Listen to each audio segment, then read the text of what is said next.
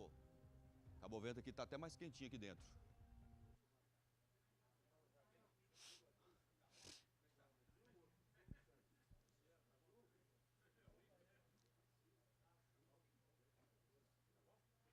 É o primeiro.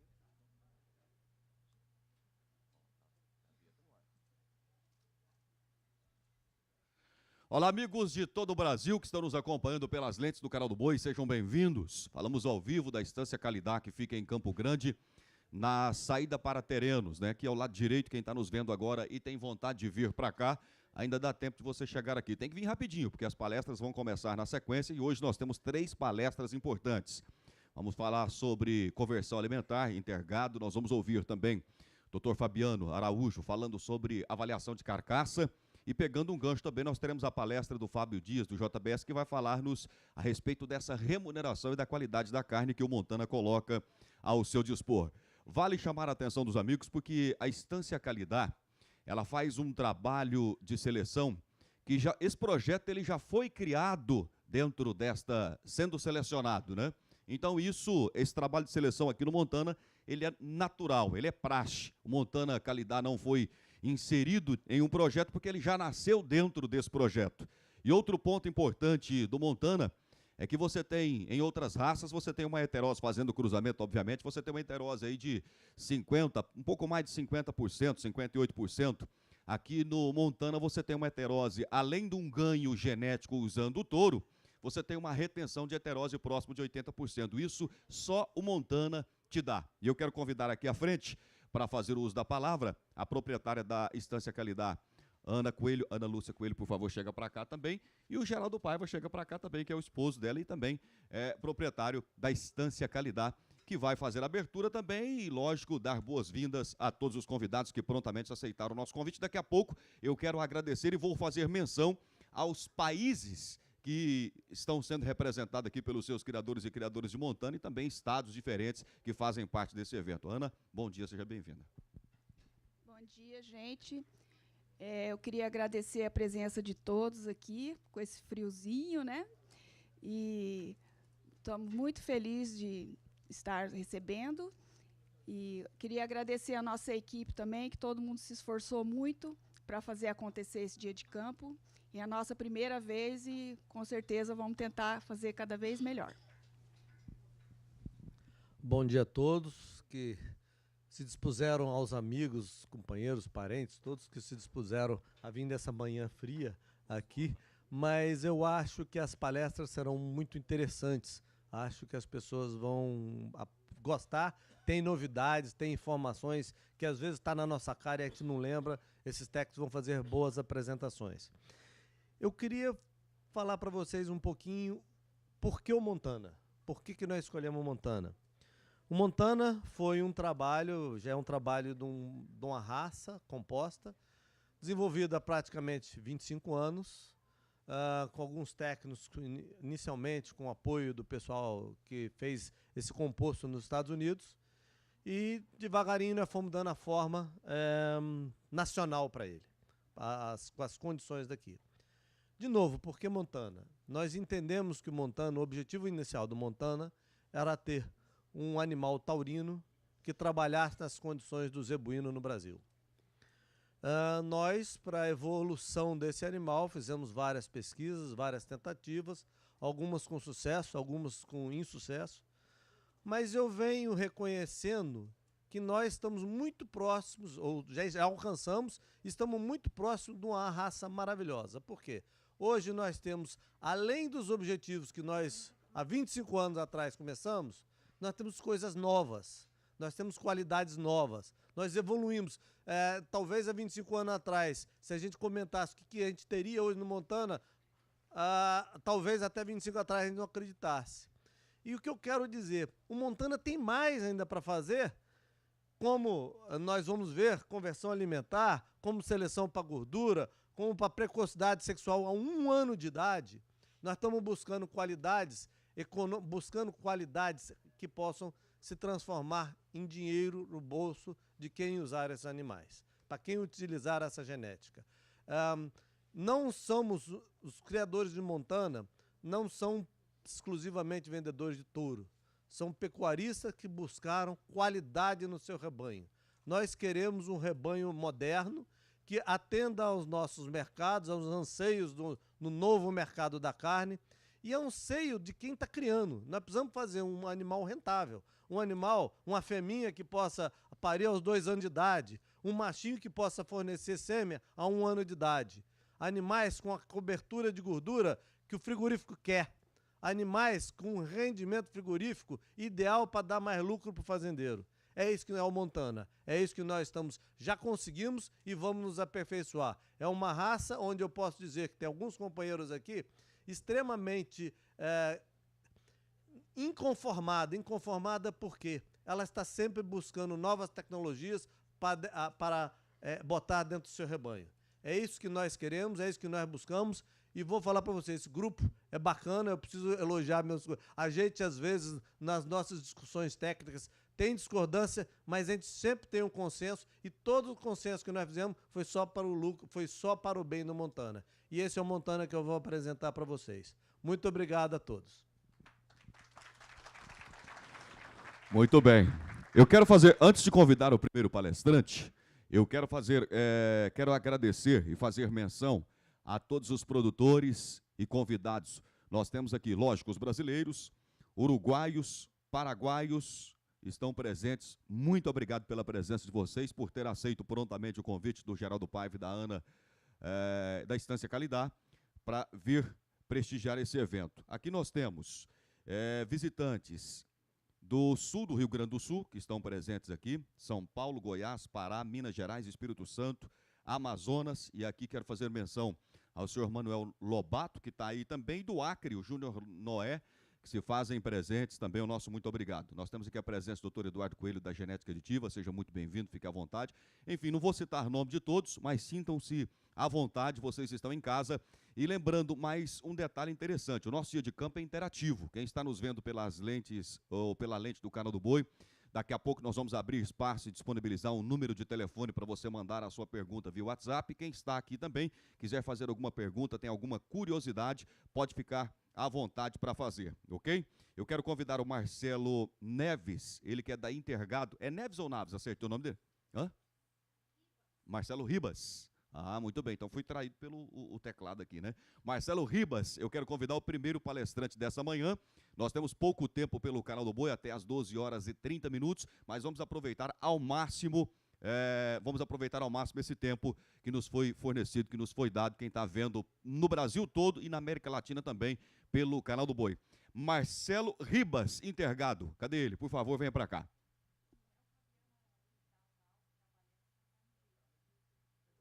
Então pode ser, não tem problema não. Estou seguindo a orientação do mestre, mas pode ser o doutor Fabiano mesmo. Chega para cá, doutor Fabiano Daval, vai falar para a gente sobre a avaliação de carcaça. Fique à vontade, doutor Fabiano.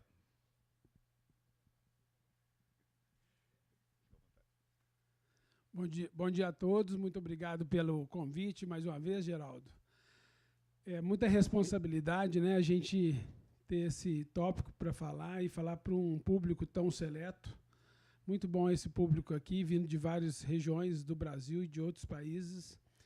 A gente vê que é uma responsabilidade, porque você levar uma informação, trazer ferramentas, mas que podem ser usadas de forma bem precisa, é uma responsabilidade muito grande. Qualquer coisa que a gente fala pode ter um aspecto ou uma causa muito forte, né? Então a gente tem que tomar muito cuidado e ter bastante consistência para que vocês estejam realmente sucesso no trabalho de vocês. É um dia bem gostoso aqui no Mato Grosso do Sul, bem fresco.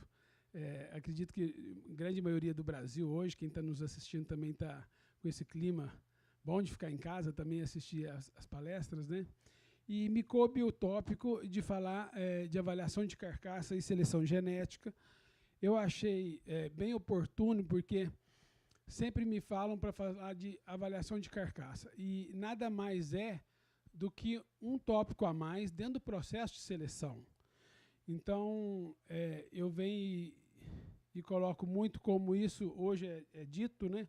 A multiqualificação genética. Então, a seleção de carcaça ela vem com mais uma ferramenta, ela não é a única ferramenta de seleção, mas sim como um processo de multiqualificação do seu processo, do seu programa de avaliação genética. Então, nós, na empresa que nós trabalhamos, na Val, nós trabalhamos em 2 pontos específicos, que é a genética, dentro de vários pontos críticos que nós temos dentro do sistema de produção. Hoje é muito complexo, mas nós trabalhamos hoje na parte de genética, na orientação de seleção, e também alguns trabalhos de confinamento na modelagem de crescimento e formação de lotes, né? É outro trabalho que nós desenvolvemos. Eu começo a falar porque na parte de seleção a gente sempre busca o mercado, e o que me busca, o nosso comprador, o nosso foco principal, a gente tem que estar atento que a zona de conforto foi alterada, né? Esse comprador de bezerro, esse produtor de bezerro, hoje nós trabalhamos com ágios maiores, né? Hoje nós estamos falando de uma arroba aí, no mínimo, você tem bezerros vendendo de R$6 a R$7 ao quilo ao longo do Brasil, e você vendendo arroba de R$120, R$125 arroba, né? Então, nós temos que ser muito efetivos, ter uma genética realmente que nos ajude a fechar essa conta. E para produzir carne de qualidade, que é o que o mercado hoje realmente... O mercado que eu falo não é só o mercado de frigorífico, é o mercado consumidor. Nós, como consumidores, nós queremos comer uma carne de qualidade. Nós queremos produzir uma carne talvez mais barata, mas na hora da gente ir ao mercado, nós queremos consumir uma carne de qualidade. Então, nós temos que pensar na consistência do nosso mercado da carne bovina, concorrendo com as outras e tendo ela como a primeira opção. Então, nós precisamos produzir carne de qualidade através desses bezerros de qualidade. E aí essa qualidade passa por um processo que nós vamos falar. E isso hoje, tudo, muita informação, né? Hoje nós temos programas que divulgam o mercado dia a dia, que falam o que é o objetivo muito claro em termos de qualidade, e a gente tem que estar alinhando a todas essas informações. E hoje o começo falando muito rápido que agora nós temos que ter a pecuária de precisão. Como nós tínhamos a agricultura de precisão, seria uma pecuária de precisão. Mas no meu entendimento, a pecuária de precisão hoje, ela passa por pecuária de informação. Então, essa é a pecuária de precisão, é ter a informação para tomada de decisões. E essa informação é o que nós precisamos, porque hoje, em termos de mercado, as indústrias já têm muitas informações, conhecem muito bem dos nossos produtos, das nossas escalas, conhecem muito bem das idades que nós entregamos para eles, e eles vão precificar, e nós temos que também estar cientes dessas informações, quais são os produtos, qual a variação do rendimento de carcaça que nós entregamos. Nós sabemos que muitas vezes eu tenho lá uma boiada que rendeu 55%, 56% de rendimento, alguns animais confinados 57%, mas nós temos também uma margem grande de melhora, porque dentro dessa média que nós apresentamos, nós temos uma variabilidade que a gente pode ser trabalhada, né? E é isso que a gente precisa conhecer mais da nossa informação. Pegar não só a média, mas pegar quais os touros que nós estamos usando que estão me dando melhor resultado econômico, que estão me entregando não só peso, mas rendimento de melhor forma, né? Porque o peso é importante, mas se eu agrego rendimento dentro de um peso médio bem razoável, eu otimizo muito meu uso de pastagens e de consumo, etc. É importante também.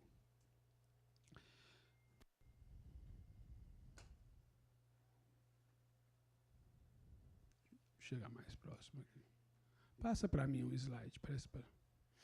Então, essas informações, em termos de protocolo, está muito claro hoje o que se busca. Nós vamos falar depois, o Fábio vai falar do 1953, mas essa informação de mercado está muito clara. E a gente tem que estar hoje bem profissional, sabendo para onde nós vamos produzir a carne, como que nós vamos remunerar por isso. Próximo. E aí nós temos que ter essa atenção, né? O que é importante do ponto de vista econômico, seja na cria, seja na recria e seja na engorda. Nós, como brasileiros, nós sabemos, muitas vezes, nós somos muito apegados ao visual, né? Seja no carro, seja, vou falar nas pessoas, seja no touro, né? Eu vou pôr algumas imagens de Nelore aqui, porque nós tivemos alguns estudos, eu queria já pedir licença, porque é a nossa base, nós trabalhamos muito montana também para usar campo na base Nelore. Mas esse era um touro que nós fomos, dentro da raça Nelore, era um touro maravilhoso, de uma musculatura, um touro de 15 anos ou 20 anos atrás, edital, muito musculoso, que na hora de foi comprovar nos programas de melhoramento, realmente não tinha esse potencial inteiro. Então, essa informação visual, muitas vezes deixa muito nós prejudica nosso avançar em termos de melhoramento genético, quando nós temos que buscar mais a informação e realmente o que importa do ponto de vista econômico. E aí, para nos ajudar, hoje o que a gente olha mesmo é os índices, né? Hoje nós temos vários índices, né? Aumento de produtividade nós vamos ter que ter, reais por hectare, nós vamos ter que aumentar a lotação, melhorar rendimento, a redução da idade ao abate, aumento do desfrute. Então, nós temos vários indicadores que nos vão ajudar a buscar essa informação e nós temos que ter ferramentas genéticas para chegar nesse ponto, né? Então, aí nós temos os parâmetros de desfrute físico, pode fazer em unidade animal ou em reais. Então, esses indicadores nós vamos ter que trabalhar para isso. E vários programas ao longo do Brasil. Aí nós temos a Integra, temos aí a Prodap, nós temos alguns índices da terra. São todos programas que hoje monitoram a nossa rentabilidade. E nós temos que buscar essa genética que realmente produz mais lucro para os nossos clientes. Então, nós temos que estar ciente e comprometido com o resultado do nosso cliente. Porque, nesse momento, tem vários clientes nossos monitorando de forma muito criteriosa e com critérios os resultados econômicos. E aí nós temos que saber que essa genética montana vai ter que produzir melhor lucro para ter ela perpetuar e ganhar cada dia mais mercado ao longo do Brasil. E aí, o que eles apresentam mesmo são indicadores, ficam muito fáceis, e aí isso que eu havia falado, nós estamos reforçando com os modelos de relatórios hoje de índices econômicos e resultados e custos e receitas que hoje são elaborados em várias fazendas no Brasil.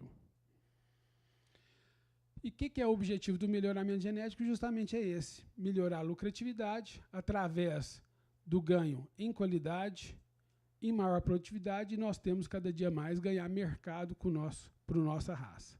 Então, a raça montana, através desse melhoramento genético, a grande função é aumentar o mercado, o uso dela ao longo do mercado, uma produtividade melhor, com a qualidade aliada, e aí, realmente, no ganho de lucratividade.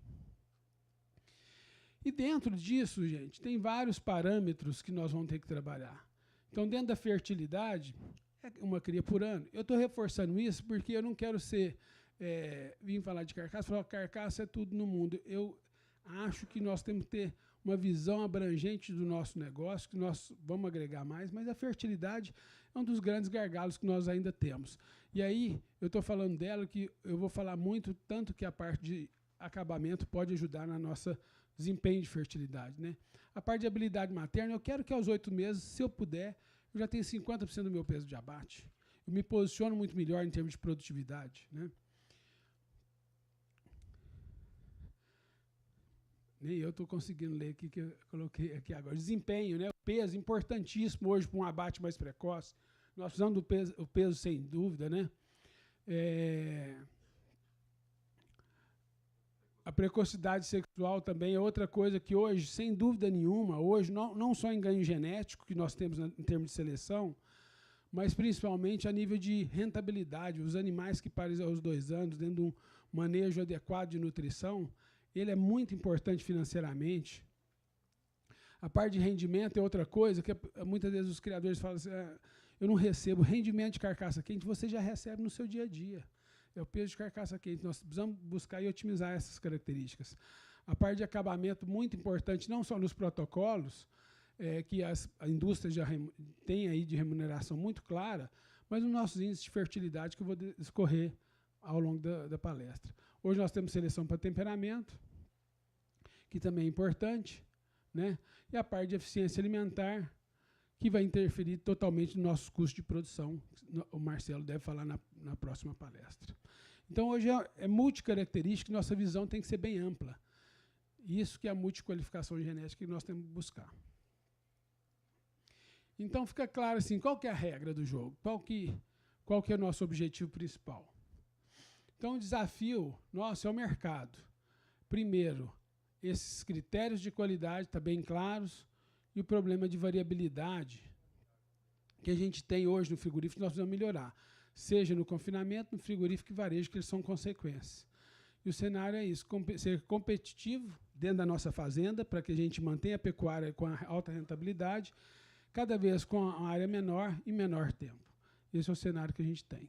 E a gente busca sempre esse produto para o nosso cliente, para que o nosso cliente realmente esteja cada vez mais consumindo mais carne de melhor qualidade, tendo a nossa carne como uma primeira escolha, né? E agora nós temos um viés muito grande, que é esse mercado da carne gourmet, né? Então, hoje está muito forte a carne gourmet, podendo agregar alguns produtos. O Fábio vai falar da 1953. E aí, dentro do programa Montana, eu acho que sempre a gente tem que buscar, eu queria deixar essa mensagem. Se quiser ser o líder, a gente tem que inovar. A gente paga um preço para isso, né? Porque depois a gente vai só seguir e fica muito mais fácil. Mas nós, como líder, como inovadores, nós temos que pagar um preço que tentar achar melhor esses nichos de mercado, que o usuário da nossa genética Montana, ele precisa ter uma remuneração realmente melhor, ele buscar mais produto, e nós, em termos de inovação, nós temos que ir atrás disso para os nossos clientes e abrir caminho de mercado. E agora, voltando específico para a parte de características de carcaça, tem várias perguntas que nos são feitas na hora que a gente começa, a gente não tem experiência, se existe componente genético. Quer dizer, o que eu selecionar para rendimento, para acabamento, para grau de marmorização, existe um componente genético? Isso é herdável, né? É importante, eu vou ganhar com isso? Na parte de rendimento nós vamos ganhar, na parte de acabamento também. Na parte do marmoreio é questionável, depende do programa que você tiver. Nós temos problemas aí de classificação e de remuneração ainda, né? São nichos. Mas se você vai receber e você tem esse nicho, é importante. A raça Montana precisa melhorar a qualidade de carne, quer dizer, tudo que a gente produz é bom, ou a gente ainda tem margem para a gente melhorar essa uniformidade, essa produção de carne de qualidade? Outra pergunta, se existe incompatibilidade, quer dizer, eu vou melhorar rendimento ou a parte de acabamento e eu vou piorar outras características, eu vou piorar minha fertilidade? É outra dúvida que sempre a gente tem que responder. E se é fácil de ser feita, né? Eu quero implantar alguma coisa que é muito fácil, que uma vez eu vou lá e já consigo identificar os melhores animais. Respondendo à parte da herdabilidade, aqui é um estudo que nós temos na raça Nelore, foi os primeiros que a gente fez aqui, no Angus tem vários, mas mostrando que para a área a gente tem uma herdabilidade de 0,35, para a gordura em torno de 0,40, 0,52, quer dizer, as características têm boa herdabilidade. Então é passível de seleção. E dentro, já que é passível, nós temos que buscar aquele que valoriza, que é o peso, a idade jovem, o rendimento, o acabamento, e de cada vez buscar uniformidade também, né? E hoje nós já temos DEPs em vários programas, e isso eu acredito que no programa Montana vocês vão ter a curto prazo todas também, o peso que é ligado à maturidade, a parte diária de olho de lombo é ligada a rendimento, a gordura ligada à qualidade, o marmoreio também à qualidade. O peso de carcaça quente aí entra no rendimento mais lucratividade, de porção de carne comestível, lucratividade e competitividade em termos de desossa, e o consumo alimentar residual em termos de custo de produção. Isso já tem DEPs, é fácil calcular, então o programa pode implementar e ter essas ferramentas de seleção. E dentro nos nossos primeiros trabalhos, a gente queria saber, a nível da raça Nelore que nós começamos a trabalhar no Brasil, quanto que aquela DEP representava a nível de fenótipo. Então nós plotamos, eu peguei um banco de dados já tem um tempo, e eu plotei a relação da medida da DEP e da medida da área. E nós observamos naquele momento que a cada 1 centímetro de DEP, nós aumentávamos 4,9 centímetros tamanho de contrafilé. Quer dizer, um animal de 2 unidades de DEP, era o animal que tinha 10 centímetros quadrados a mais de área de olho de lombo. Então, houve realmente uma correlação, e é esperada. O rendimento ele vem por 3 equações: peso, área e gordura. Se o peso é igual e a gordura é igual, o impacto de 10 centímetros quadrados aumenta 1% no rendimento de carcaça quente. É o que é esperado. Então, a cada 2, um animal se tivesse na raça Nelore, que é o que você cria, Orivaldo, animal de 2 contra o animal de 4, se os pesos e as gorduras são similares, você aumentou 1% de rendimento. Isso não resta dúvida que é o impacto e o custo de produção foi o mesmo. Quer dizer, é um ganho muito bom para o produtor. É muito importante. O impacto é muito grande. É um impacto grande. A parte de gordura, também nós tivemos uma correlação entre a DEP e a espessura de gordura. A cada uma unidade a gente aumentou 3,8 centímetros de gordura, 3 milímetros de gordura, desculpa, milímetros. Então, o animal, a gente muitas vezes olha a DEP e ele é só 0,3, nós estamos falando 1 milímetro a mais de gordura genético. Então, a DEP, muitas vezes, a unidade está muito baixa, mas ela representa muito, né, no animal. Agora, o animal entre 0 de gordura e 1 unidade de gordura, aumenta 3 milímetros de gordura na sua progênie. Essa é a regressão que nós conseguimos no estudo de caso. Agora, sempre quando eu vou fazer algum trabalho em alguns criadores, vem aquela pergunta, eu faço macho, faço fêmea, o que eu vou fazer? E aí depende da qual velocidade que você quer e qual assertivo que você quer ser. Porque o ideal é que você faça cada safra. Então, vamos lá. Em termos de área de odilombo, se eu não tenho um filho avaliado só da matriz, eu tenho 18% só de acurácia na informação. Então, se eu não faço avaliação nas novilhas, e eu vou esperar ela ter a primeira cria, vamos supor que ela empreou normal aos 24 meses, teve a primeira cria aos 3 anos, e o primeiro filho dela saiu com a avaliação completa com 18, mas vai sair a DEP com mais aí uns 4, 5 meses, ela vai ter 5 anos de idade. Com 5 anos de idade, ela tem informação de um filho. Essa precisão é de 18%. Então, a precisão é muito baixa. Se eu faço a cada safra, no animal de sobreano, eu já passo por uma avaliação direta, já vai para 28. Se ela tem avaliação direta, mas já tem irmãos feitos e uma boa matriz de parentesco, já vai para 30, 32% de acurácia.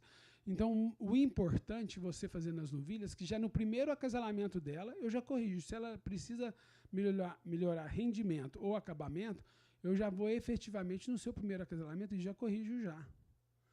Ao longo que, muitas vezes, tem alguns rebanhos que estão com uma idade média de 6 anos, 5 anos. Quer dizer, da outra forma, quando você tivesse alguma informação da matriz, ela já estava saindo fora do seu rebanho. Então, é muito importante para quem quer mexer no processo de seleção realmente do seu rebanho, que você identifique já no grupo contemporâneo as suas novilhas numa idade jovem, e nessa idade jovem já direcione o acasalamento. E da mesma forma para a área e para acabamento. E aí, dentro das medidas indo para o curral, a gente consegue, com a ultrassonografia, avaliar a parte de tamanho de contrafilé, espessura de gordura, rendimento de carne à desossa é uma equação, mas não direto com ultrassom, mas a gente consegue ver o rendimento através dos usos dessas informações e marmoreio. Então, nos animais, a gente consegue uma medida transversal, a gente vai avaliar tamanho de contrafilé, espessura de gordura no contrafilé, marmoreio e na garupa outra medida de espessura de gordura. Então, nós temos 2 medidas de espessura de gordura que muitas vezes pode ser usada combinada.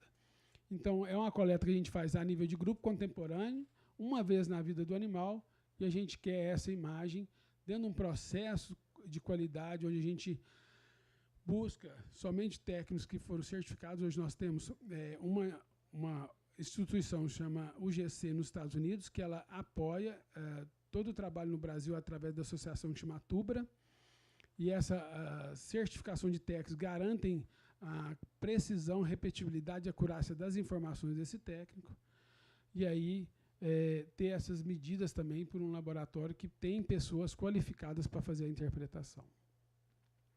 A parte de espessura de gordura a gente mede entre, aqui está o alcatra, aqui a picanha, que é o bisfemoral, e o glúteo, a gente mede a espessura aqui, né, entre os dois, de uma maneira muito rápida e muito repetida.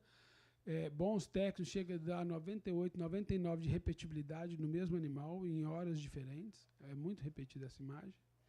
E o marmoreio, eu falo que é a mais difícil delas, porque eu preciso 5 e mais, e eu preciso ter muita qualidade do técnico. É a que mais interfere a qualidade do técnico nos resultados, porque eu vou olhar a textura da imagem. Então, essa parte que a gente tem muito no entrecô, que é o espinálio, ele tem o dobro de marmoreio do contrafilé. Então, toda medida eu tenho que sair fora daqui, eu tenho que vir fora dele, que aqui ele acaba refletindo mais, melhorar muito o meu contato, só para melhorar a minha percepção e o software conseguir analisar realmente a textura da imagem de forma correta. Qualquer mudança de contato que você faça, e isso você consegue ver contato por várias formas, seja na linha, seja na profundidade e potência da onda, você pode alterar no mesmo animal 1,5% a 2% de marmoreio, para você ter a noção da variação do técnico na qualidade da informação do marmoreio. Então, o técnico que faz tem que saber realmente o que ele está fazendo de forma correta, para que ele não possa deixar não só o contato, mas outros artefatos, como espinalhas e mudanças, mascarar realmente a leitura correta do animal. Na verdade, a gente faz o marmoreio também é medido aqui entre a última e a penúltima, só que ela é a forma longitudinal que a gente faz o corte. Aí a gente usa 5 imagens para dessas 5 pegar no mínimo 3 mais consistentes. É a 13ª e 12ª. 13ª e 12ª é onde é o ponto de coleta de melhor. Por mais que a gente tenha no Brasil outro padrão de corte, quando a gente faz, se a gente for fazer em cima do outro corte, aí eu tenho só o espinálise em todo o par de contrafilé, aí ele me mascara, porque o espinálise vai estar com tanta gordura a mais, e ele causa muito reflexo embaixo, e ele mascara totalmente a leitura do contrafilé em si. Então, por isso que acaba fazendo atrás, porque lá eu consigo descer a ponta da probe, e aí com isso sair do espinálise, e aí ter uma leitura correta do contrafilé, e não da parte do entrecôte. Então, a gente quer, realmente, hoje o padrão é americano, né, que a gente segue. E eu coloquei assim que, no marmoreio, nós somos igual ao Moro, nós somos todos Moro, viu? Por que eu quero dizer com isso? Igual a corrupção traz muita dificuldade para nós, no marmoreio, sempre vai ter gente querendo comprar facilidade e vender facilidade. Sempre vai ter alguém que não fez nada e quer fazer já. Eu brinco que e aí eles entram com o argumento que matriz Nelore, seja Montana, é melhor que Angus. Angus, por si só, ele não é a referência de qualidade. Porque tem Angus ruim, né? Então, muitas vezes, chega lá e vou fazendo as suas vacas adultas e das medidas fenotípicas, né? Eu brinco, quem vende fenótipo tem que vender ambiente. Meu animal deu 5 milímetros de gordura é bom, 5% de marmoreio é bom, fica mais 60 dias, fica melhor ainda, né? Quem vende genética, vende ADEP, né? Mas sempre vai ter gente que vai querer comprar facilidade e alguém vai querer vender facilidade. Isso nós temos que estar muito cientes para a gente não cair nessas facilidades e fazer igual esse lote de matrizes foram feitos novilhas. Então, hoje eu não tenho que fazer mais nada, tenho que avaliar a progênie dela, né? Então, a cada ano eu fazendo a progênie de forma correta, daí 6, 7 anos eu tenho meu rebanho inteiro avaliado, né? Então, essa é a forma correta de fazer e não pegar um touro errado como esse foi pego, ir lá e vou fazer ultrassom nele e falar que ele é bom ou ruim. Eu, realmente, com mais de 15 anos trabalhando nisso, se eu medir o touro sozinho aqui, eu não sei te falar se ele é bom ou se ele é ruim. Talvez ele é bom demais, porque ele passou fome, na época dele acabou saindo da vacada, e talvez ele é ruim demais, porque ele foi tão bem tratado, né, e não expressou. Então, a referência do que realmente é bom e ruim é o grupo de contemporâneo e é o desvio da sua média, né? Então, a gente tem que sair foto. E quando a gente fala de marmoreio, em vez de Angus, o padrão realmente é a porcentagem de marmoreio. Então, a gente tem que buscar animais que, se eu quero atingir choice, acima de 4% de marmoreio. Aí é bom. Porque nós temos Angus também que dá select menos, dá select mais, né? E ele não é só, por si só, uma referência de qualidade. E aí nós temos que lembrar que os grupos contemporâneos de manejo ajudam nós a tirar os efeitos sazonais, né, de mês de nascimento. Se aquele touro que eu falei lá, se fosse bem nascido, mal nascido, né, isso tudo tem efeito sazonal, né? Os efeitos do manejo, né, animais que estão no melhor pasto ou pior pasto. Eu vejo o pessoal fazendo, igual quando eu falei de multiqualificação, ir lá e fazer matriz, a mais gorda matriz, talvez a sua pior matriz de fertilidade é a pior de leite, por isso que ela está gorda. E você vai achar ela boa, talvez até de marmoreio, e vai estar piorando o seu rebanho para a característica mais importante, que é a fertilidade, é uma vaca parir e criar um bom bezerro. Então, esse sistema de manejo são importantes, e nos modelos de análise eles eliminam qualquer variação.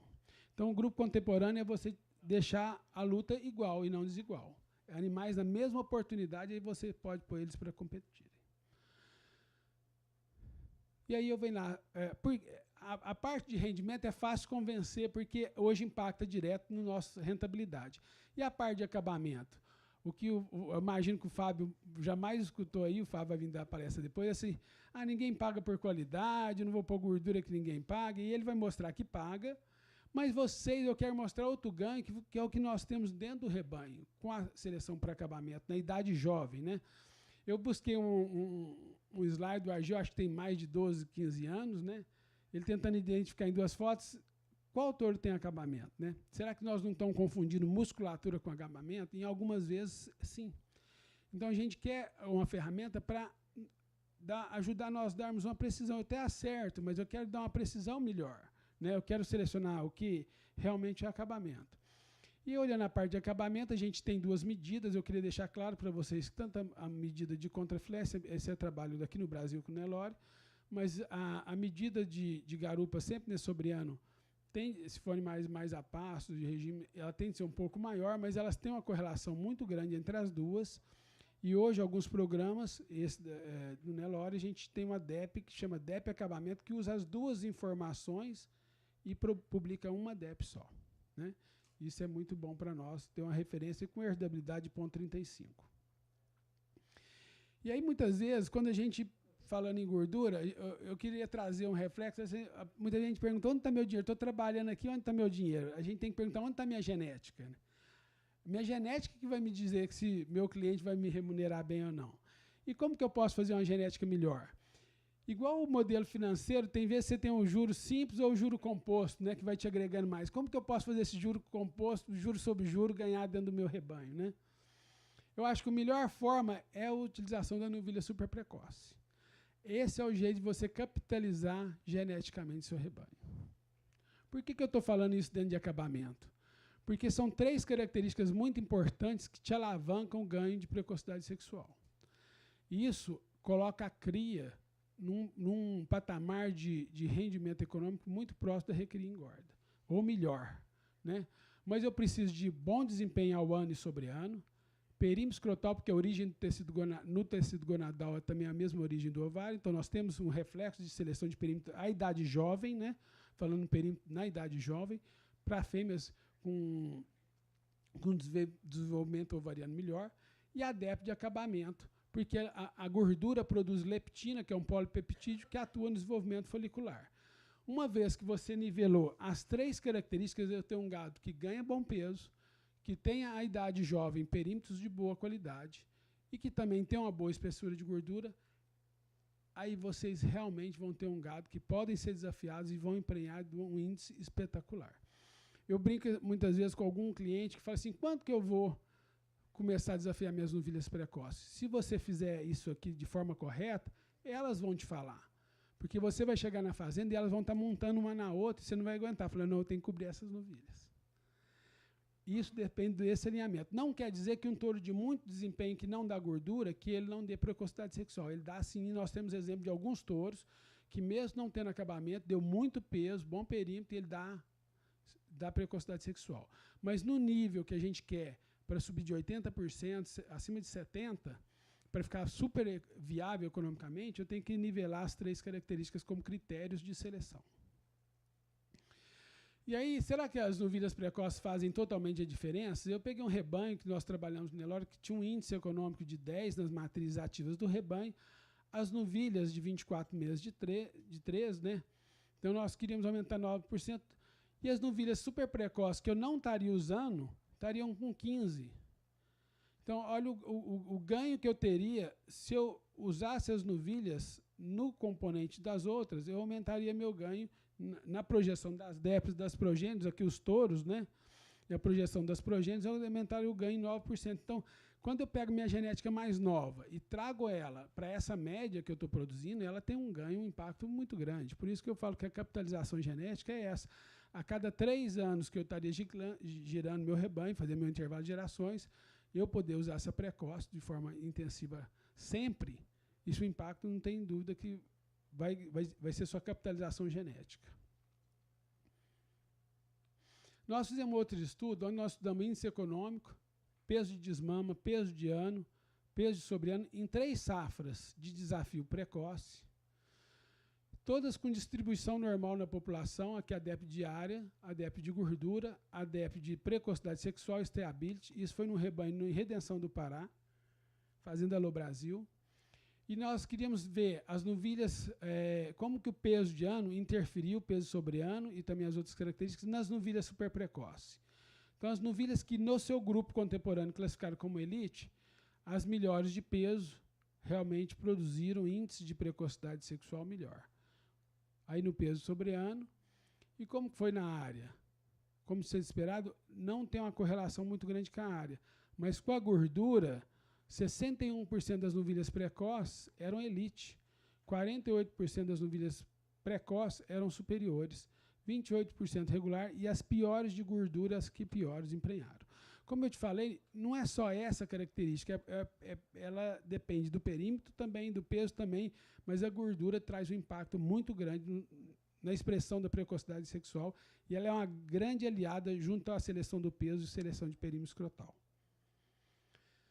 Nós fizemos outro estudo na NCP com 41 mil novilhas desafiadas em 2015. Achamos pouco, no outro ano nós fizemos com 46 mil novilhas desafiadas. E mais uma vez, fizemos para várias características, leite, pesos, mais uma vez as características de carcaça, as novilhas precoces com a média na área de 0,5, bem maior do que as não precoces, e na gordura 0,05 menos 0,04 as não precoces. Então, sempre as características de peso, de perímetro escrotal, de gordura, são muito diferentes das novilhas que conseguem emprenhar mais cedo. E aí te trazia a capitalização genética, que eu falei, um ganho genético mais rápido e melhor. E aí, quando a gente faz no grupo contemporâneo, o que a gente quer descobrir, eu brinco assim, quem que é o malvado? Quem que é que vai me alinhar mais características? Vai ser o touro multiqualificado. Aqui na qualidade, em 2004, nós identificamos o impulso da qualidade. Esse era o malvado, esse era, parecia um cordeirinho e já era... Esse era o touro que a gente queria, era multiqualificado. E agora, em 2018, a gente estava atrás desse animal, da mesma forma. E a gente, quando a gente roda e interpreta, a gente avalia peso, perímetro, área, gordura. O animal que nós identificamos foi selecionado esse ano foi o segundo do ranking. O primeiro é um animal de extremamente, de muita qualidade, mas fenotipicamente ele tinha alguma restrição. Esse animal, compondo um índice que nós achamos adequado, ele tinha 2 desvios padrão da média, ele era 17% acima do peso, 13% para cima da média para perímetro na idade de avaliação, 15% na área e 43% na espessura de gordura. Né? Então, esse animal é o animal que já está usando ele, né, na outra fazenda, né, Geraldo? Foi o animal que foi reserva dessa última safra, esse touro. Inclusive, a mãe dele, né, Geraldo? Ela foi, acho que não sei se foi a primeira, o Álvaro pode me corrigir, ou a segunda, acho que foi a primeira, da safra dela na avaliação de grupo. Então, ela foi a destaque, produziu o animal, segundo melhor animal dessa safra, animal com fenótipo mais adequado para o uso de seleção aqui no rebanho de qualidade. Essa foi uma tabela que eu fui uma vez no Banco Itaú, me mostrando várias aplicações financeiras e como que elas se comportavam em nível de rentabilidade ao longo dos anos, né? Como que foi em cada ano. Então, tinha bolsa, tinha dólar, o dólar flutuava muito, aí eu tinha CDB, renda fixa, e eu cheguei à conclusão que os investimentos devem ser diversificados. E eu lembrei que isso é a mesma coisa da minha seleção genética, que os nossos seleções ela tem que ser uma genética multiqualificada também. Quanto mais alicerces eu tenho na minha estrutura, melhor é. Se eu uso um touro que é líder para 6 características, um touro jovem, e ele confirma em 4, está ótimo. Agora, se eu uso um touro que é bom de peso e perímetro, e se ele não for bom em uma? Eu trouxe só uma.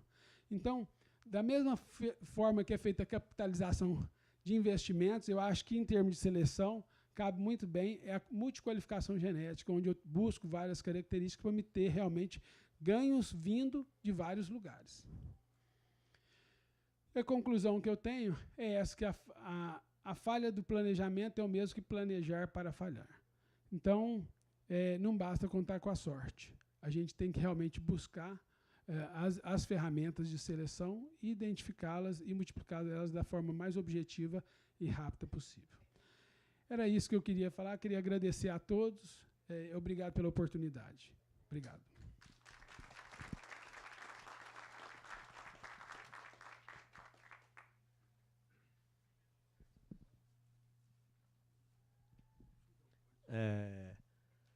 Marcelo, sua vez. Eu queria só fazer um pedido. Ao final, nós vamos estar aqui, eu vou abrir uma mesa aqui, para as pessoas que queiram fazer suas perguntas. Se a gente puder, vai ter... Quem quiser, pede, a moça tem um papelzinho, junta as perguntas, a gente faz as perguntas no final. Vai ter o pessoal, além dos palestrantes, eu vou fazer parte aqui, as dúvidas que vocês quiserem tirar, e nós vamos ter...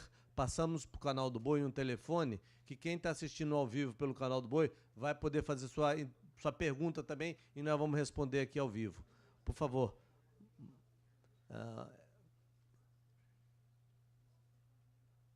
Um minutinho? Tá ok. Desculpa, eu não tenho pretensões de trabalhar no Canal do Boi. Vou passar a palavra para o meu mestre de cerimônia. Muito bem. Bom, esse telefone, como o Geraldo já disse, esse telefone que está na tela, para você mandar a sua pergunta via WhatsApp, será respondida toda a dúvida sobre a avaliação de carcaça, que nós acabamos de ver a palestra com o Dr. Fabiano aqui. Nós teremos uma palestra na sequência. O Marcelo vai falar-nos a respeito de eficiência alimentar. Os cursos estão sendo implantados aqui na Estância Calidá. Então você vai ver todas essas informações, que é muito interessante para o Brasil todo também. E é interessante mencionarmos que o Montana, ele traz um efeito, eu já disse isso aqui no início e quero repetir, lembrando que aqui na Calidá, todas as fêmeas são precoces, todas, sem exceção, e parem até os 24 meses. Todos os touros que serão vendidos no mega leilão que acontece no dia 1º de setembro são produtos de FIV, ou seja, você tem a certeza que está fazendo o investimento no produto certo e produto que vai fazer a diferença no seu plantel, retendo uma heterose aí superior a 80%. Isso só o Montana te dá, além do ganho aditivo de fazer a inserção no touro, né? Você tem um ganho natural e quando nós partimos para a retenção de heterose no cruzamento, você tem uma retenção superior ou próximo de 80%. Só o Montana te dá isso. O telefone está no rodapé do seu vídeo, você pode mandar o WhatsApp, pode fazer a sua pergunta, pode ficar à vontade. E agora nós vamos acompanhar uma palestra sobre eficiência alimentar. Marcelo. Bom dia, pessoal. Tudo bem? Força, gente. Bom dia. O espírito do agronegócio ganhou do espírito da Copa. Eu já estou feliz de estar aqui com vocês, né? Então, que a pecuária seja mais forte que o futebol, e isso eu não tenho dúvida. Vamos ajudar esse país a recuperar, e trabalhando, não é jogando bola. Diversão é importante também, mas acho que todos vocês aí no dia a dia é que segura esse país. Então vamos lá, me deram um tema para falar para vocês, que é selecionando animais mais eficientes através do consumo. O Fabiano já terminou falando ali que teria que ser uma multicaracterísticas para você gerar um sistema eficiente, eu não tenho dúvida disso. Mas como eu vou falar de eficiência alimentar, o parâmetro, o tempo é mais do que curto, é muito curto para poder falar de tudo, e de consumo já é difícil. Mas eu tentei pegar algumas palavras-chave ali, selecionando. É possível selecionar para consumo ou não, é possível selecionar para eficiência alimentar ou não, nós vamos discutir um pouco sobre isso. O porquê de selecionar consumo gera sistemas mais eficientes, eu tentar trabalhar um pouco sobre isso. E como medir consumo, que eu acho que é onde eu posso falar mais. A gente vai falar um pouco sobre algumas possibilidades de se trabalhar esse parâmetro. Então, por que selecionar para eficiência alimentar? Eu acho que vocês, no dia a dia, aí, vocês percebem isso, como é caro produzir carne, como nutrição gera um custo muito grande na operação, no dia a dia. Nutrição, se a gente pegar lá, a reposição é o item mais importante de um custo de engorda, nutrição está aqui em segundo lugar. Esses aqui são dados de clientes de engorda comercial que a gente acompanha, já monitorando a engorda dos animais. O terceiro ponto está lá, operação, mais manutenção e pagamento das instalações realizadas, e sanitário em terceiro ponto.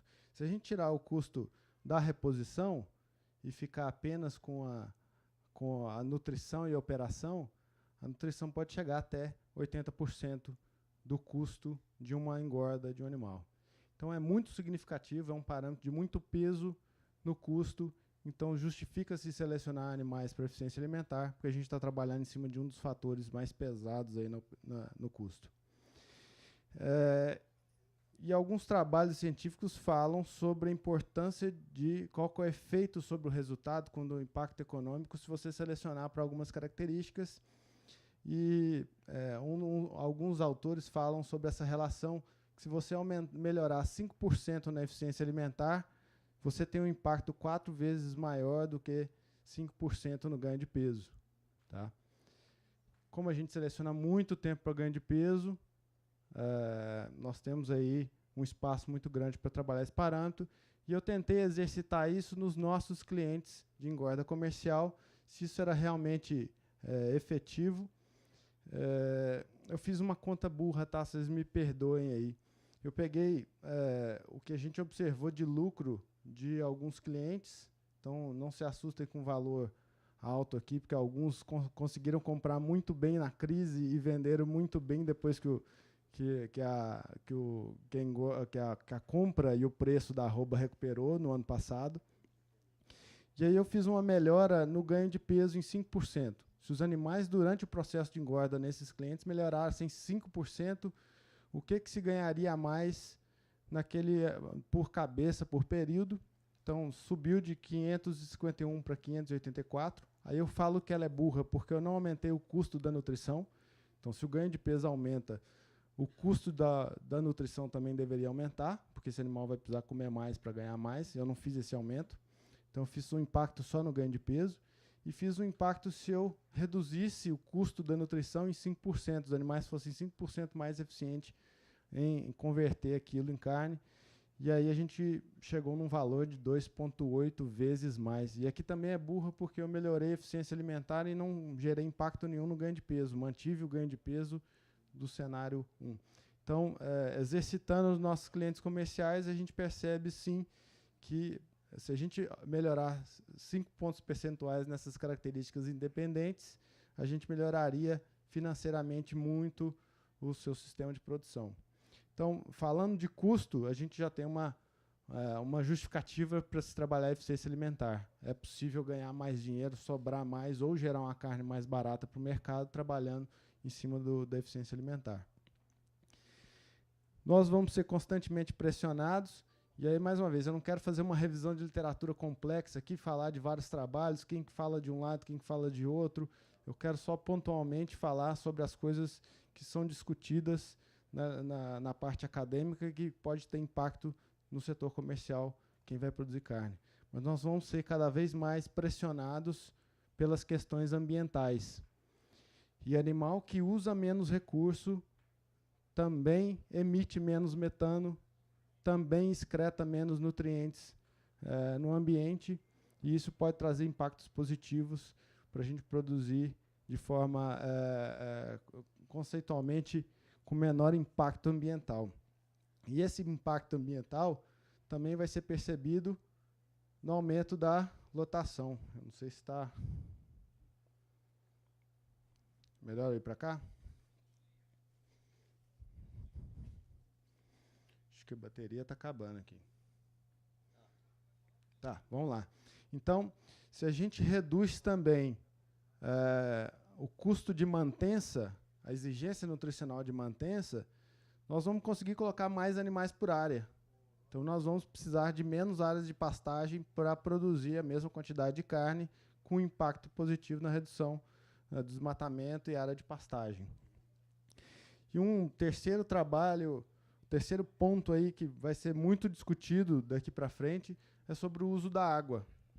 Tem um trabalho que está sendo iniciado pelo pessoal da Embrapa Gado de Corte e da Pecuária Sudeste, lá de São Carlos. O Júlio Palhares e o Rodrigo são quem estão tocando esse trabalho. E aí um agradecimento especial ao Júnior Fernandes, da Fazenda Grama Senepol, que mesmo não tendo um uso direto desses dados, ele está fornecendo e implementou isso na fazenda dele para gerar dados de pesquisa para a gente entender. Então ele fez uma bela doação aí do seu espaço e dos seus dados para pesquisa. Nós estamos coletando dados lá de consumo de água dos animais, correlacionando isso com os dados de consumo de alimento e tentando chegar numa ideia de pegada hídrica, conseguir também produzir mais carne com menor utilização de água, menor impacto ambiental também de água. Então, são coisas que a pecuária vai ser pressionada num futuro muito próximo, que estão diretamente relacionados com a eficiência alimentar. Bom, e é possível selecionar? Existe variabilidade entre os animais? Se a gente pegar aqui um dado de consumo de matéria natural, consumo de matéria seca, se a gente convertesse aqui, por ser o mesmo grupo eu mantive matéria natural, existe uma distribuição normal aí de animais que comem muito e de animais que comem pouco. Não estou falando disso correlacionado com outros parâmetros ainda, estou só analisando o dado de consumo. Existe brecha de seleção, existe animal que come menos do que outro. Num grupo contemporâneo, devem ter pesos e idades muito próximos. Aqui, grupo 1 e grupo 2 está separado por idade. Existe brecha para a gente selecionar. E a gente vai olhando os dados de vários dos nossos clientes. Tem uma distribuição um pouco deslocada para cima ou para baixo. Conversando antes ali um pouco com o Dr. Ageu, estava conversando, às vezes o animal come tão pouco que ele ganha tão pouco e a gente não está procurando um animal que simplesmente come pouco. A gente está procurando um animal que consegue produzir muito ainda em ganho de peso, mas que tem um consumo mais baixo. Tá? Então, talvez esses extremos aqui não são bons animais. Então, muito cuidado na hora de a gente analisar os dados de consumo. Mas existe variação entre esse animal que come 10 quilos e outro que come 18 lá num grupo contemporâneo. Por que esse animal come muito a mais? Tá? Então, existe brecha para a gente selecionar. E se a gente olhar na literatura e nas experiências anteriores de programas de melhoramento de outros países, a Austrália tem um excelente exemplo disso. Foi feita uma seleção divergente aí, utilizando animais de alto CAR e baixo CAR. Você vai cruzando animais alto CAR e animais baixo CAR entre si, e você conseguiu essa separação de geração por geração. Você consegue imprimir essa característica dentro do rebanho, porque a herdabilidade é mediana alta. Tá? Então, é possível sim selecionar para eficiência alimentar, porque esse parâmetro, além da variabilidade, tem boa herdabilidade para a seleção. Bom, e como fazer isso? Historicamente, no Brasil, a gente está seguindo essa linha, tá? Baia individual foi como se iniciou todo o trabalho aqui no Brasil. É possível fazer isso, é muito laborioso, então a gente acaba se esbarrando na limitação do banco de dados, né? Por ser muito laborioso, poucas pessoas faziam, isso não cabia dentro de uma rotina de uma fazenda comercial, cabia sempre em experimentos em centros de pesquisa, porque utilizava-se mão de obra barata, e eu fui uma dessas do passado aí, de ficar medindo o consumo de bicho, pesando na balança, coloca comida todo dia, pesa, sobra, anota, recolhe fezes, recolhe. Durante o meu mestrado e doutorado, eu fiz isso com ovino para outros fins, mas é possível fazer isso braçalmente, com muito esforço, e ainda assim a gente vai ter um banco de dados restrito. E aí a gente evoluiu para o sistema Calangate. Em alguns centros de pesquisa tem esse sistema em que você tem uma portinha ali que é específica de um animal. A gente já tem um ganho nisso, porque os animais estão juntos, então vai ter interação, vai ter competição, vai ter dominância, coisa que é muito real com o que acontece na produção comercial. Os animais vão ser expostos a essa relação entre eles. E o cenário atual, nós estamos falando do sistema eletrônico. Então, eu vou focar muito mais em falar sobre o que os sistemas eletrônicos podem permitir aí na seleção, porque a gente está massificando agora, o banco de dados está cada vez maior, já é possível ter DEPs graças a esse banco de dados maior que estão sendo coletados. Bom, então, o que o coxo eletrônico faz? Ele tem células de carga aqui na lateral, o compartimento de comida está totalmente pesado, certo? Essa janela aqui, onde o animal passa a cabeça, tem uma leitora de identificação. Todo animal tem que estar portando um brinco eletrônico, um tag eletrônico.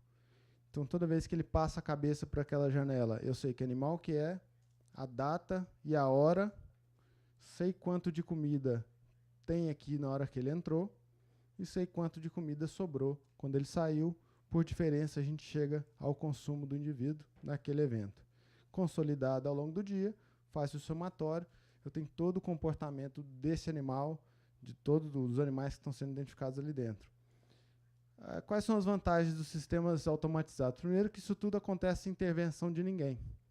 Então, é possível implementar isso na rotina de uma fazenda, porque a diferença dele para um coxo de alvenaria é nenhum. O funcionário só vai passar jogando a comida e o resto do trabalho é totalmente eletrônico. A coleta de dados é constante, então não tem Copa do Mundo que atrapalhe, porque ele não assiste jogo. O coxo eletrônico está lá medindo, pesando, fazendo isso toda hora, sem nenhum problema, sem nenhuma intervenção. E os dados passam a ser individualizados. Então, mesmo que eu trabalhe no ambiente coletivo, todos os animais lá interagindo, brigando, tendo dominância, os dados são individualizados por causa do sistema de identificação. Então, outro ponto interessante, toda eletrônica aqui comunica sem fio. Eu tenho uma central aqui que manda os dados para a nuvem, e aí tudo que está acontecendo lá na fazenda a gente pode acompanhar, intervir se o animal adoeceu, se o animal está com algum problema, se o coxo está descalibrado. A gente consegue ter alertas disso da fazenda em tempo real e acessar os dados de qualquer lugar. Então, isso aqui é uma planilha todos os dias do mês. Eu peço desculpa aí pela cor, não está muito nítida, mas você está vendo aqui todo dia de todos os animais. Esse é o dado base, é o dado principal que se usa depois lá no programa de melhoramento. Você tira o dado consolidado do animal durante toda a prova e aí faz o trabalho de comparação entre os animais.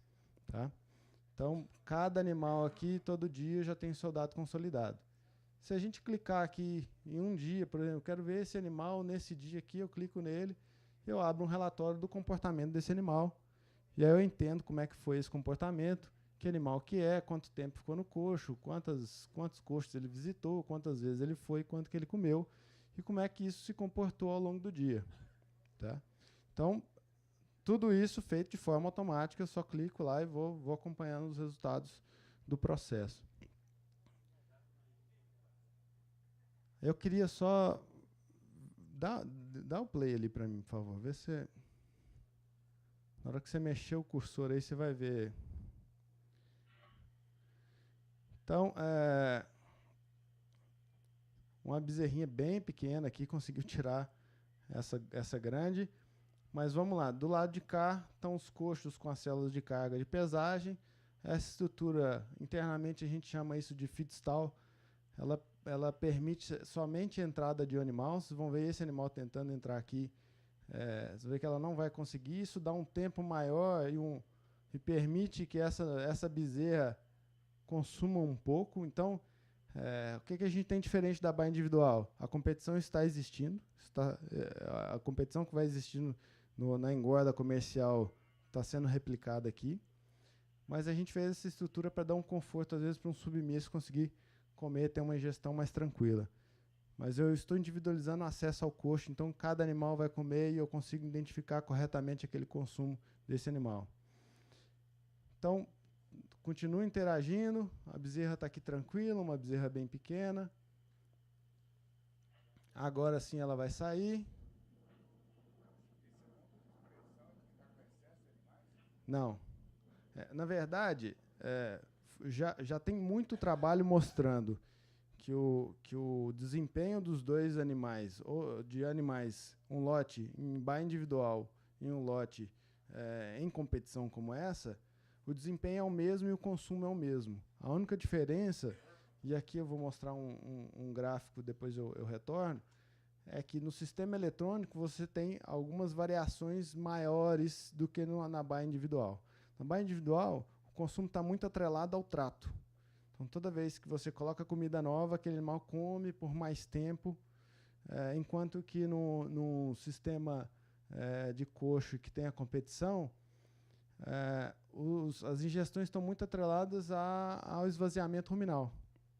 Então, o que acontece é que as novilhas passam, cada linha dessa é um evento que ela entrou e comeu alguma coisa, então ela faz isso várias vezes em cenário de competição com outros animais, mas ela come por volta de 15 minutos, passa 3 horas em ruminação ou ócio ou descanso e volta para comer de novo.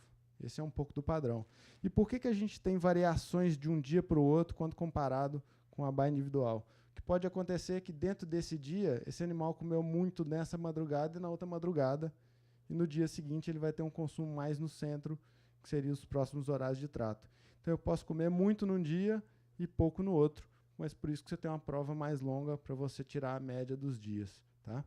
Então, não tem nenhum problema a competição. A literatura já mostrou que o desempenho e o consumo é igual. Tá? Muito pelo contrário, a competição é uma melhor exposição desse animal ao que vai acontecer na prática, na engorda comercial.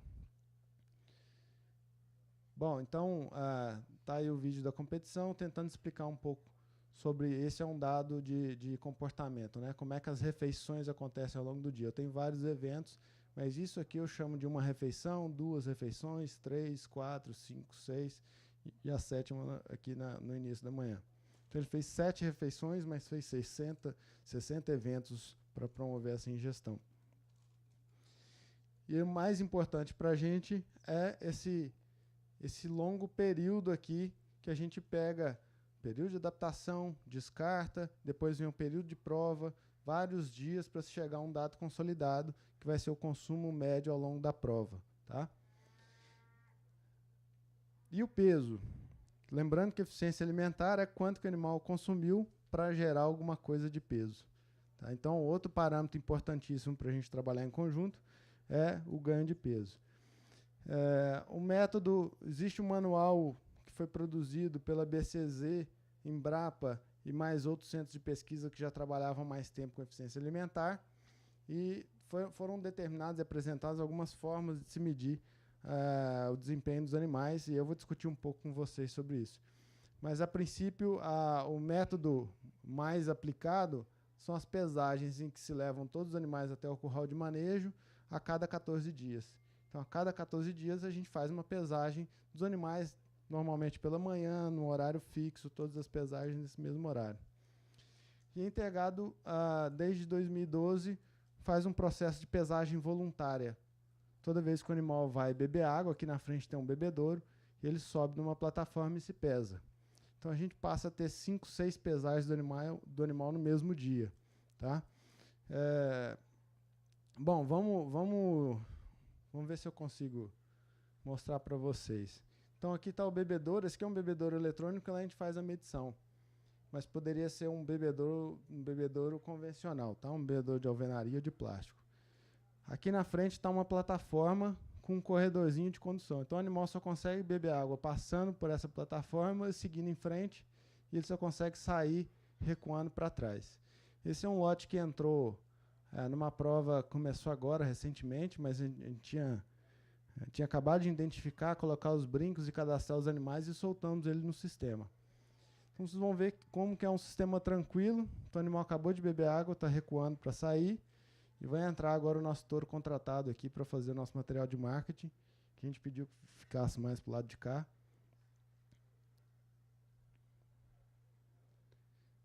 Então, no bebedouro, a pesagem é tranquila.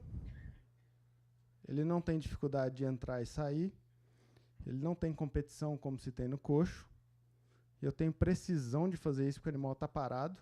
Tá? Então, ele entra calmamente, peso, ele bebe água, peso de novo.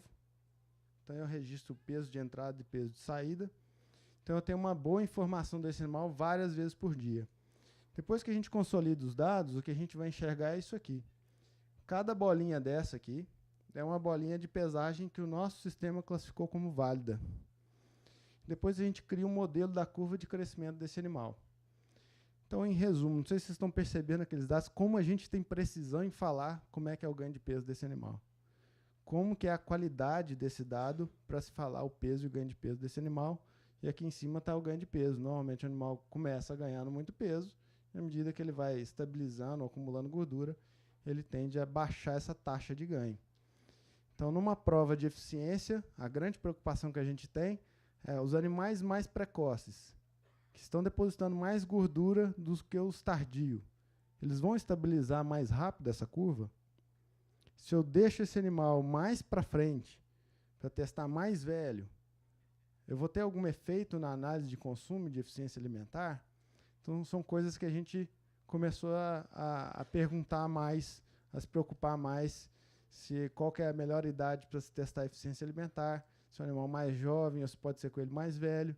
Então, são muitas perguntas que a gente se faz hoje, mas a nossa expectativa é que testar os animais mais jovens é melhor, porque a prova é mais barata, come-se menos para fazer o teste, e os animais mais precoces, o que estabilizariam o peso antes, não seriam tão impactados, tá? E aí hoje já existe grandes as discussões da gente colocar o dado de acúmulo de gordura dentro do cálculo de eficiência alimentar para não penalizar esses animais precoces. Bom, e aí a gente começou a fazer algumas análises comparativas em relação ao método tradicional de pesagem. E aqui foi um experimento que foi conduzido, pesagem semanal comparado com a pesagem eletrônica. Então, essas bolinhas pretas são as pesagens que o nosso sistema fez, e esses registros aqui em azul foram as pesagens conduzidas dentro do curral. Então, eu queria mostrar para vocês, esse animal foi um animal em especial que deu problema, porque uma das pesagens tradicionais foi errada. E o grande impacto que uma pesagem tradicional, num cenário de 1, 2, 3, 4, 5, 6 pesagens, ele pode provocar. Em 6 pesagens, se eu errar uma, tem um impacto gigantesco sobre a curva de ganho de peso. Então, esse animal, pelo método tradicional, ele ganhou 746 gramas na prova. E pelo método eletrônico, que eu tenho muita garantia de que esse era realmente a curva de crescimento desse animal, ele ganhou 1,282. Então, é muito significativo o erro de uma pesagem pelo método tradicional. E a gente começou a avaliar provas de clientes nossos que têm o sistema eletrônico, mas que ele ainda estava utilizando os dados da pesagem tradicional, tentando enxergar o impacto que ele poderia estar provocando em suas provas. Esse aqui é um animal interessante porque ele foi bem a prova inteira. Chegou na última semana, ele teve um problema de casco. Então, no dia da pesagem oficial, ele tinha perdido muito peso por causa de esvaziamento ruminal, que ele deixou de comer nos últimos dias. E aí o ganho de peso dele foi impactado porque ele caiu para cá. Então, ele foi bem a prova inteira, mas chegou no final, ele foi penalizado na sua curva de ganho de peso. E esse aqui é um outro animal que, na entrada, teve muito problema de adaptação aos coxos eletrônicos, a viagem, etc. É um animal de campo, quando foi colocado para a coxa, ele estava se adaptando a muitas coisas. No início da prova, ele teve um peso mais baixo. Como ele recuperou muito rápido, esse aqui em verde é o nosso sistema monitorando, e esse aqui em vermelho era a pesagem início e fim da prova do cliente. Ele também teve um ganho de peso muito grande comparado com os outros animais, porque ele estava muito leve na entrada. Então, o sistema eletrônico te permite monitorar se os animais já estão adaptados ou não, se a gente já pode começar a prova para todo mundo ou não, e tratar casos especiais como esse. Tá? Bom, e o que mais que a pesagem eletrônica pode agregar? Eu estou falando de pesagem eletrônica, apesar do tema ser consumo, porque isso vai ter impacto direto na análise de eficiência alimentar lá na frente. Tá? Um trabalho aqui da Embrapa Gado de Corte foi publicado recentemente num evento lá na Nova Zelândia, mostrando que, devido à confiabilidade que a gente tem de várias pesagens dos animais, a prova de eficiência poderia ser reduzida para 35 dias, porque o grande gargalo está na pesagem dos animais, por isso que a gente precisava de uma prova mais longa de 70 dias. Então, mais uma vez, nós estamos tentando reduzir o custo da prova para se fazer o maior número possível de animais e evoluir mais rápido a característica. Tá? Bom, resumindo, o que a gente faz com esses dados coletados? E é importante coletar dado bom, e é importante ter isso na mão para então aplicar nos programas de melhoramento. Eficiência alimentar, existem várias formas de se analisar, vários parâmetros. Não vou entrar aqui na discussão e nesse grande trabalho que precisa ser feito. Dr. Argeu, a gente estava conversando até um pouco antes de começar o evento, a NCP está fazendo um trabalho junto com vários centros de pesquisa e vários programas de melhoramento para se definir qual que é o melhor método.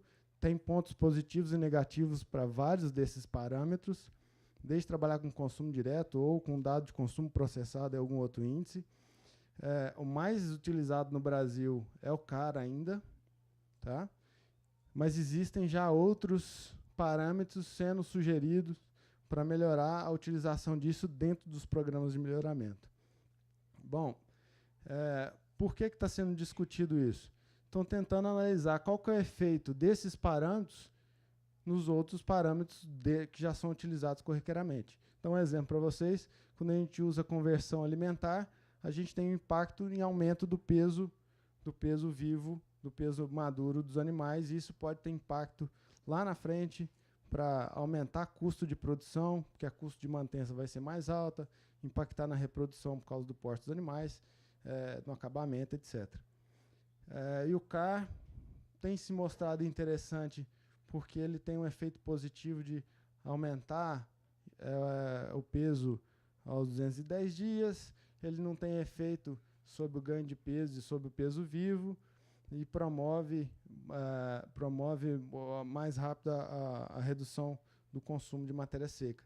Apesar de que já tem novos parâmetros sendo discutidos que têm esse mesmo efeito positivo sobre os outros parâmetros.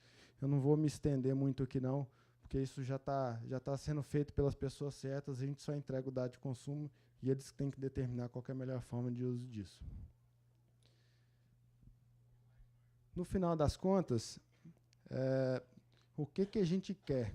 Então, nesse gráfico aqui, a gente tem consumo alimentar residual, ou poderia ser qualquer outro parâmetro de eficiência alimentar aqui nesse eixo, e no eixo de baixo, o ganho de peso. Aonde que estão os animais que a gente quer trabalhar? Se a gente olhar nesse quadrante de baixo aqui, acima de 1 kg de ganho e abaixo de consumo esperado, que é o CAR negativo, como funciona o CAR? O CAR você faz um cálculo de quanto que o animal comeu em comparação ao quanto que era esperado que ele comesse. Então, um animal CAR negativo quer dizer que ele comeu menos X quilos de comida do que era esperado para ele. Então, isso é um ponto positivo, ele está gastando menos do que era esperado. Enquanto que o CAR positivo foi um animal que comeu mais X quilos do que era esperado para ele, e essa conta é quem vai determinar animais mais ou menos eficientes. Então, se eu estou olhando aqui de 0 para baixo, eu estou falando de animais eficientes. Se eu estou olhando de 0 para cima, estou falando de animais ineficientes. Se eu estou olhando de 1 kg para frente, são animais que ganham mais. Se eu estou olhando 1 kg para trás, são animais que ganham pouco. Então, eu peguei dois animais aqui com o mesmo ganho de peso, tá? 1,3 kg, 1,3 kg. Esse animal comeu 2 kg a mais de matéria seca do que era esperado, enquanto que esse animal comeu 2 kg a menos de matéria seca que era esperado. Então, aí está a grande diferença de se implementar uma eficiência alimentar dentro do programa. Esses dois animais seriam, sem análise de eficiência alimentar, seriam iguais dentro do programa. E aí, quando você implementa esse parâmetro, você fala assim, tudo bem, vocês ganharam a mesma coisa, ótimo, ganham bastante, mas um a um custo desenfreado e outro sendo realmente efetivo em reduzir o custo de produção. Então, o que a gente olha, os piores cenários são esses, né? O animal que come muito e ganha pouco é um animal que tem que ser descartado automaticamente do programa. Esse animal ele não deve estar lá, é o animal mais ineficiente do processo, ganha pouco e é muito caro. Tem um animal ideal que está aqui, que é o que ganha muito e custa menos para fazer isso. E aí tem alguns outros animais que ganham muito, mas comem muito para fazer isso, que historicamente foi o que a gente sempre fez. A gente selecionou animais que ganhavam muito sem saber se isso se pagava ou não. E está outro animal que é o tiro na culatra, que a gente tem que ficar muito esperto. Não adianta nada comer pouco se ele vai ganhar pouco. Então, esses animais podem ser extremamente eficientes, dependendo do peso que você colocar a eficiência alimentar no seu índice. Então, a gente tem que fazer isso de forma mais científica, mais pensada. A gente não pode ficar colocando um grande peso para a eficiência alimentar num programa e acabar negligenciando, por exemplo, ganho de peso, peso vivo, tamanho das peças de carcaça, qualidade de carcaça, reprodutivo e por aí vai. Então, mais uma vez, voltando ao encerramento do Fabiano, precisamos de colocar o parâmetro de eficiência alimentar de forma muito inteligente dentro de um programa robusto de melhoramento. E aí está um exemplo, peguei várias características, 2 animais aqui comparados, animal 1, animal 2, peso inicial 487 com 417, peso final 580 com 491, ganho de peso dentro do período da prova 93,74. Esse animal aqui ganhou 1,1 kg, esse animal ganhou 900 gramas. Até aqui tudo perfeito, animal bem pesado, com ganho de peso alto, visualmente maravilhoso. Reprodutivo dela era ok, carcaça dela era ok, mas essa aqui comeu 3 quilos a mais do que era esperado e essa aqui comeu menos 1,8 kg do que era esperado. Então, a gente tem que agregar todas as características e ainda assim ser economicamente viável para produzir isso. Bom, e sempre tem um questionamento, e aqui eu vou falar só de análise fenotípica, né? Eu peguei o exemplo de uma prova, que tem um N interessante, tem muitos animais para a gente comparar, e eu dividi esses animais em 4 classes de eficiência alimentar. CAR positivo são os animais ineficientes, então são regular inferior, esses que estão muito próximos de zero.